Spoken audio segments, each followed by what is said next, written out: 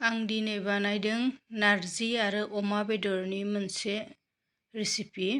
बेयाव आङो अमा बेदरनि जानाखि मेजेम, बे मेजेमखौ एवनानै लाग्रोबाय। बेखौ बिनिफ्राय थाव दिहुनगोन।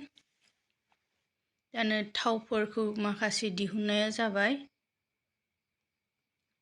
आरो जानाखि थाव ओंखारला बेनिफ्राय बेखौ थिखांनानै दोनबाय।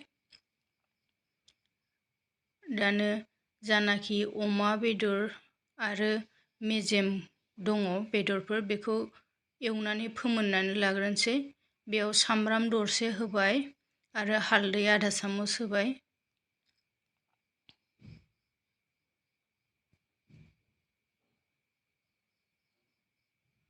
बेदरखौ दानो बेयाव फोमोननानै लाखागोन।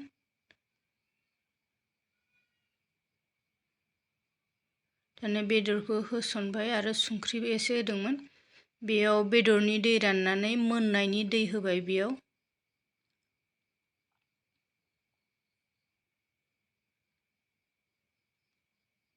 खुरैनै दै होबाय आरो जेब्ला बेदरनि दै रानो अब्ला बेयाव थाव ओंखारबा पासफुरन पाउडार चामचसे होनानै होदों।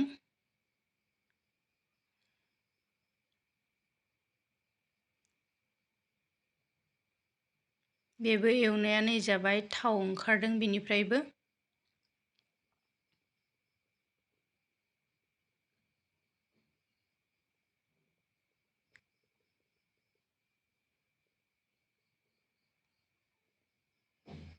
दसे खोबनानै बेखौ थाव ओंखारनानै मोनखाबाय बियो। बेखौ थिखांनानै दोनबाय आरो जानाखि थाव, बे थावखौबो थिखांबाय आरो जा बै थाव थिखांनानै दोननाय बेखौ दा नारजि ओंख्रियाव होफाबावगोन लुसननानै। आरो दानो नारजि ओंख्रिखौ बेयावहाय दै एसे आरो सदा एसे, सदा मानि न'आव बानायनाय खारै, बेखौ होनानै दसे रुइहोनोसै।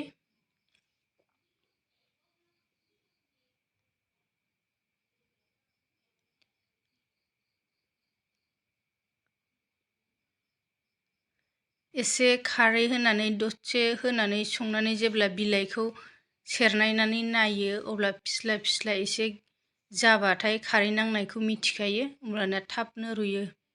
आरो बेनिफ्राय कुकाराव होबा थाबसिन जासिनो, खोस्लिजों थुग्लिलायनाङा।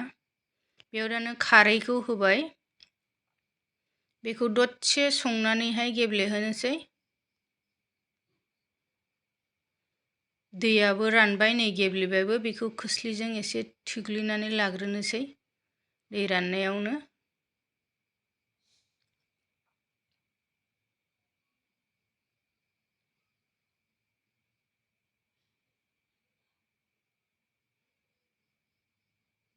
जेन बै बिलाइ गोरानि देन्थाखौथ' गारखादों, बै गोरलैनि देन्थाफ्राबो मोजाङै गलिलांजोबो। बेनिखायनो खोस्लिजों एसे थुग्लिबाय।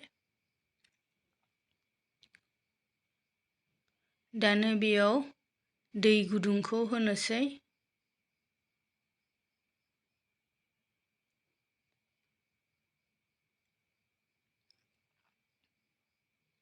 थाबनो मोनजानायनि।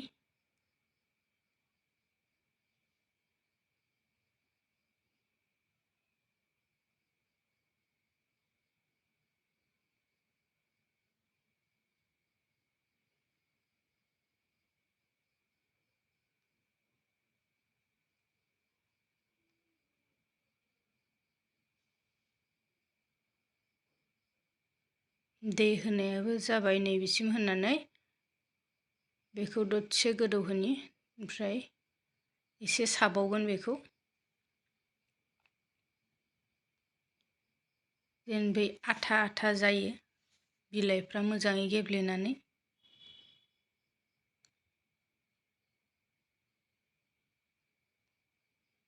जा गोथाव मोनजायो।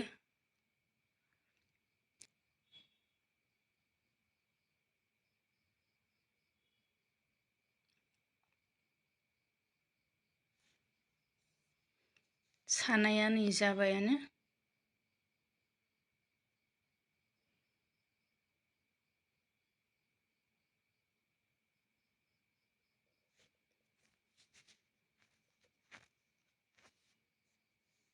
दानो बेयाव होसनसै बेदर मोनखानायखौ होसनबाय बेयाव।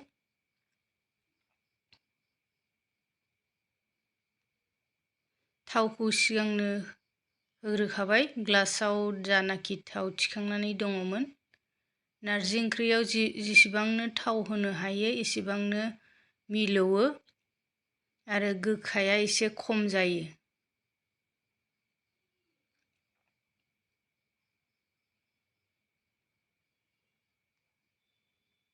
दानो बेयाव होबाय सामब्राम गुफुर, हाइजें, बानलु बेफोरखौ होबाय बेयाव।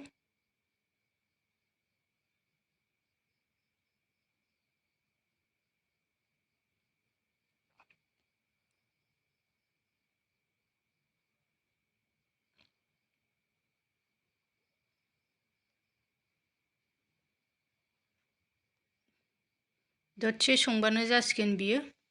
बेदराबो मोनखानाय आरो थावजों मोजाङै संनाय जाबायानो नै रेडिसै जानो, खुदै गजोबखाबाय जानो। सोर सोर नारजि ओंख्रि जानो मोजां मोनो कमेन्ट खालामनानै खोन्थाहर लोगोफोर।